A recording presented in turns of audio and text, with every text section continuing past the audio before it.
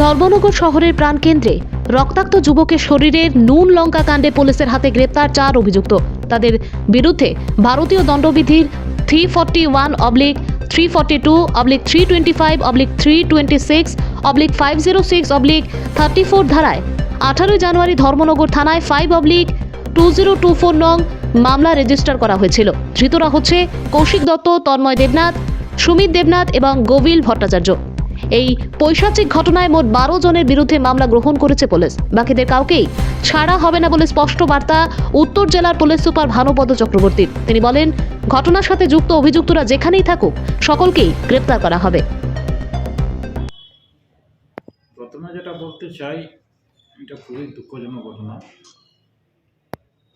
এটা রাজ্যের এবং দেশের বিভিন্ন সোশ্যাল মিডিয়াতে নিউজ পেপারে এটা নিউজ হয়েছে। তো আমরাও ধর্মনগর থানার পুলিশ